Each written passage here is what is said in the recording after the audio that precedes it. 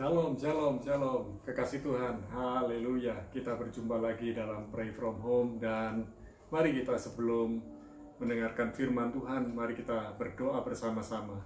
Bapa, di dalam nama Yesus kami menyediakan hati kami, hidup kami untuk mendengar firman-Mu. Dan kami mau belajar melakukan firman-Mu. Mampukan kami Tuhan, karena kami mau dilatih, dididik untuk melakukan firman-Mu. Di dalam nama Yesus kami bersyukur, kami berdoa, dan kami menyambut firman-Mu. Amin. Nah, kasih Tuhan, malam ini saya akan sharing tentang the power of forgiveness, kuasa dari pengampunan. Dan saya percaya bahwa pengampunan dari Tuhan itu memampukan kita mengalami, menikmati Tuhan. Dan apa yang kita bisa alami dan nikmati dari Tuhan, itu bisa kita bagikan kepada orang lain. Dan saudara yang dikasih Tuhan, berbicara mengenai the power of forgiveness, kita juga belajar bagaimana Yesus mengajarkan tentang doa Bapa kami. Tetapi terlebih dahulu kita baca dari Yohanes 20 ayat yang ke-23. Yohanes 20 ayat yang ke-23 dikatakan demikian, "Jikalau kamu mengampuni dosa orang, dosanya diampuni, dan jikalau kamu menyatakan dosa orang tetap ada, dosanya tetap ada." Kekasih Tuhan, hal mengampuni memang mudah dikatakan, namun sulit dilakukan. Dan tentu saja butuh komitmen yang kuat untuk dapat mengampuni orang lain. Mengampuni diri sendiri pun tak mudah, apalagi mengampuni orang lain. Tetapi terkadang kita mudah mengampuni orang lain, namun tidak bisa mengampuni diri sendiri. Saudara, Yesus mengajarkan dalam doa Bapa kami, "Dan ampunilah kami, sama seperti kami pun mengampuni orang yang bersalah kepada kami." Artinya, hal pertama yang kita bisa pelajari bahwa kunci pengampunan ini ada di dalam kehidupan kita. Kunci pengampunan ini sangat penting. Tuhan sudah memberikan kepada kita kunci pengampunan. Mengapa? Pengampunan berasal dari Tuhan, dan pengampunan diberikan kepada kita. Yesus sudah menyelesaikan semuanya itu di kayu salib. Ketika Yesus mengampuni kita, Yesus benar-benar menerima kita apa adanya. Sekalipun kita pendosa, sekalipun kita banyak melakukan kejahatan, sekalipun kita banyak melakukan pengkhianatan, tetapi ketika Yesus menerima kita apa adanya, Dia mengasihi kita apa adanya, Dia mengampuni kita, bahkan melupakan segala dosa, pelanggaran, kesalahan yang pernah kita lakukan, yang sudah kita akui di hadapannya. Oleh sebab itu, mari kita belajar mengerti kunci pengampunan ini sangat penting. Kita dapat mengampuni karena kita sudah diampuni Tuhan lebih dahulu. Ini kunci yang sangat penting. Dan saudara yang dikasih Tuhan, kunci pengampunan sudah diberikan kepada kita. Jadi kita harus memakai kunci itu. Dan mari kita pergunakan kunci itu dan jangan menyalahgunakan. Pengampunan bukan untuk mengintimidasi orang, tetapi pengampunan membuat kita ini makin terbuka akan kasih karunia dari Tuhan, akan kebaikan Tuhan, akan kemurahan Tuhan. Dan pintu pengampunan dari Tuhan selalu terbuka buat kita. Dan mari kita belajar hidup berdamai dengan orang lain. Dalam Roma 12 ayat 18 dikatakan, Roma 12 ayat 18, "Sedapat-dapatnya kalau hal itu bergantung padamu, hiduplah dalam perdamaian dengan semua orang." Sekali lagi saya katakan, sedapat-dapatnya kalau hal itu bergantung padamu, hiduplah dalam perdamaian dengan semua orang. Tuhan mau kita berdamai dengan semua orang. Memang tidak mudah, kita mau berdamai, tetapi belum tentu orang lain mau berdamai. Tetapi Tuhan mau kita berdamai. Artinya inisiatif perdamaian ada dalam kehidupan kita, ada dalam diri kita. Sehingga mau tidak mau kita menjadi orang pembawa damai, pembawa kabar damai. Kita berdamai dengan orang lain sebab diri kita sudah berdamai dengan Tuhan. Kita bisa berdamai dengan orang lain karena kita sudah berdamai dengan diri sendiri. Dan Tuhan mau kita untuk berdamai dengan orang lain. Sekalipun orang itu tidak mau, tetapi waktu kita mau berdamai, kita sudah menang atas diri sendiri. Dan tentu kita bisa mengatasi orang lain. Jadi, kalau orang lain tidak mau berdamai dengan kita, itu bukan masalah kita, itu masalah dia dengan Tuhan sendiri. Tetapi paling tidak kita sudah berinisiatif, kita sudah mau sungguh-sungguh melakukan perdamaian. Dan berikutnya kita juga mau belajar, saudara yang dikasih Tuhan, kalahkan perbuatan jahat dengan kebaikan. Roma 12 ayat yang ke-21 dikatakan, janganlah kamu kalah terhadap kejahatan, tetapi kalahkan kejahatan dengan kebaikan. Nah, mari kita belajar, kalau kejahatan dibalas kejahatan itu imbang. Dan kita tidak membuat perimbangan seperti ini, tetapi kita mau belajar ketika seseorang berbuat jahat kepada kita, kita tidak membalas dengan kejahatan, tetapi membalas dengan kebaikan. Perhatikan baik-baik, kita berbuat kebenaran dan kebaikan karena memang kita adalah orang benar dan orang baik, bukan karena orang tersebut, bukan karena kita ingin menyenangkan orang tersebut. Kita ini memang orang benar, orang baik, sehingga perbuatan kita adalah perbuatan kebenaran dan perbuatan kebaikan, dan itu akan muncul terus setiap hari karena kita bergaul dengan Tuhan, bergaul dengan firman Tuhan, menikmati Tuhan, mengalami Tuhan setiap hari, dan perjumpaan dengan Tuhan itu yang mengubahkan kita. Maka hidup kita yang berubah ini, orang bisa melihat Kristus dalam hidup kita. Dan waktu kita berjalan melangkah, melakukan kebaikan, melakukan kebenaran, orang memang tahu, memang hati kita ini memang baik, memang benar. Dan waktu kita berdamai dengan orang lain, orang dapat tahu, dapat mengerti, memang karena kita ini adalah pembawa damai dan pendamai. Saudara yang dikasih Tuhan, hal yang pertama, kunci pengampunan Tuhan sudah berikan buat kita. Maukah saudara belajar mengampuni diri sendiri dan mengampuni orang lain? Dan hal yang kedua, ada kuasa pengampunan. Orang yang dapat mengampuni diri sendiri dan orang lain, dia bisa menang terhadap diri sendiri. Tidak penting kita menang terhadap orang lain, karena berbicara menang terhadap orang lain seringkali itu hanya sebuah pemikiran yang bisa membuat kita tersesat. Bukan hal memenangkan orang lain, tapi bagaimana kita memenangkan diri sendiri. Sebab peperangan diri kita bukan menaklukkan orang lain, tetapi menaklukkan ego kita, menaklukkan diri kita yang keras kepala ini, menaklukkan diri kita yang tegar tengkuk ini, menaklukkan diri kita yang benar-benar tidak mau berubah. Oleh sebab itu, kalahkan diri kita dengan belajar mengampuni diri sendiri dan mengampuni orang lain. Dan kita juga belajar untuk dapat melepaskan pengampunan. Artinya kita bisa memiliki masa depan bersama dengan Tuhan. Tuhan sudah menyediakan tempat di masa kekekalan, tempat yang terbaik buat kita suatu hari kelak. Jangan sampai gara-gara kita tidak bisa mengampuni, gara-gara kita dendam, gara-gara kita kepahitan, gara-gara kita kecewa sampai kita bawa mati, akhirnya kita tidak bisa menikmati kekekalan bersama dengan Tuhan. Jangan sampai hal-hal yang kecil kita buat menjadi hal-hal yang besar, masalah yang kecil menjadi masalah-masalah yang besar. Tetapi mulai kita belajar, hal yang besar dikecilkan, yang kecil ditiadakan. Dan itu butuh komitmen yang kuat, itu butuh kemauan yang keras. Bersama dengan Tuhan kita akan dimampukan, bersama dengan Tuhan kita akan melihat bahwa pertolongan Tuhan selalu ajaib. Saudara yang dikasih Tuhan, orang yang dapat mengampuni dan memberkati orang yang menyakiti dirinya adalah orang yang mengenal Tuhan dengan benar. Saudara yang dikasih Tuhan, Tuhan kita Yesus Kristus rela mati buat kita supaya kita hidup. Tuhan kita Yesus Kristus rela menjadi terkutuk supaya kita diberkati.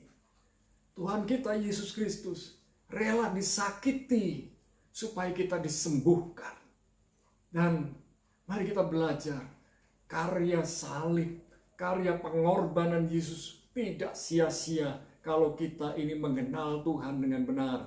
Dan lewat peristiwa-peristiwa yang memang mungkin menyakiti hati kita, membuat kita kecewa, membuat kita kaget, tersentak, Tuhan mau kita belajar dewasa. Dengan apa? Mengampuni dan memberkati orang yang menyakiti kita. Memang tidak mudah, tetapi mau tidak mau kita harus belajar.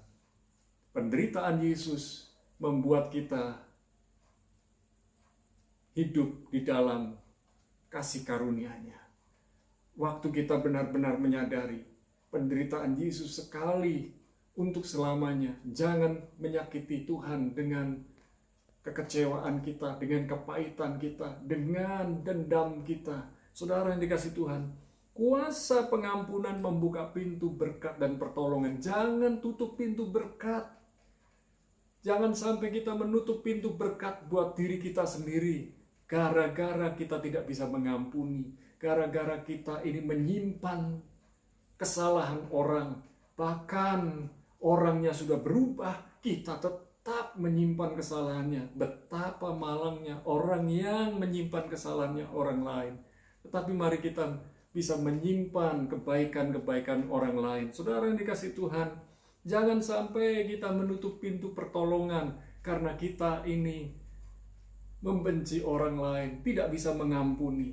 Biarlah kuasa pengampunan membuka pintu berkat dan pertolongan dari Tuhan. Dan lewat saudara-saudari kita yang ada di sekitar kita. Bahkan Tuhan bisa pakai orang-orang yang tidak kenal, kita kenal. Untuk memberkati kita, untuk menolong kita. Dan kuasa pengampunan menyembuhkan dan memulihkan hubungan yang rusak. Hubungan yang hancur, hubungan yang porak-poranda. Diawali dengan pengampunan, diawali dengan kerendahan hati untuk berkata, I am sorry, minta maaf. Sekalipun pada awalnya saudara tidak diterima, diabaikan, tidak diperhatikan, tidak dipedulikan, bahkan dipergunjingkan. Tetapi ketika saudara berkata, I am sorry, maafkan saya, dengan hati yang tulus, maka saudara belajar berdamai dengan diri sendiri dan berdamai dengan orang lain. Dan karena kita sudah memiliki perdamaian dengan Tuhan, jadilah pembawa damai. The power of forgiveness itu luar biasa. Kuasa dari pengampunan itu luar biasa. Membuka pintu-pintu berkat, membuka pintu-pintu pertolongan, memulihkan hubungan yang rusak, dan menguatkan hati yang lemah. Oleh sebab itu, hari ini jangan mau diintimidasi oleh iblis. Iblis suka mengintimidasi saudara, selalu memperkatakan masa lalu saudara, membuka aib saudara. Tetapi ingat baik-baik, ketika saudara mengaku kepada Tuhan, segala kesalahan, dosa, dan pelanggaran kita Tuhan ampuni dan Tuhan lupakan. Oleh sebab itu, mari kita belajar mengampuni orang lain, memberkati orang lain, termasuk belajar tidak mengingat-ingat kesalahan orang lain.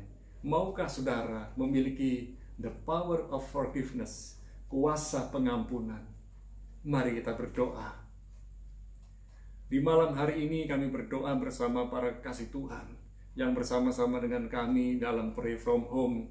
Kami minta the power of forgiveness ada dalam kehidupan kami, sehingga kami mengalami perubahan demi perubahan. Mampukan kami Tuhan untuk melihat rencana-rencana Tuhan yang dahsyat, yang indah, yang hebat itu.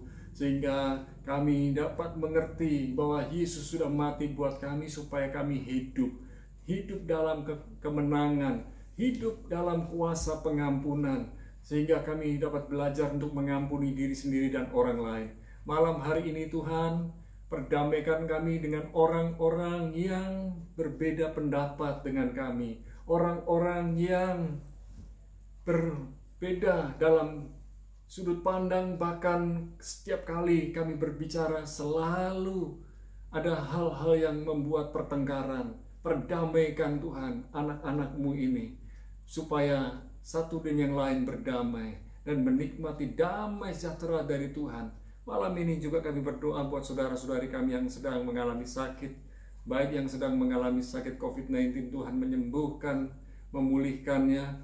Kami berdoa untuk Melisa yang ada di NTT, Tuhan menyembuhkan dari COVID-19. Dan kami juga berdoa untuk Pak Slamet dipulihkan dari stroke, Pak Roni dipulihkan dari retina matanya yang sakit. Dan kami berdoa untuk Pak Daud mengalami pemulihan dari diabetes. Kami juga berdoa buat Bu Fatma yang ada di Gudo, Tuhan menyembuhkan dari sakit kanker. Kami berdoa untuk saudara-saudari yang lain yang mengalami sakit di lambungnya, sakit di jantung, di paru, dan di organ tubuh lainnya. Kami bersyukur Bu Dewi sedang mengalami pemulihan. Tuhan sudah menyembuhkannya dan membuat tubuhnya sehat kembali. Kami bersyukur Tuhan.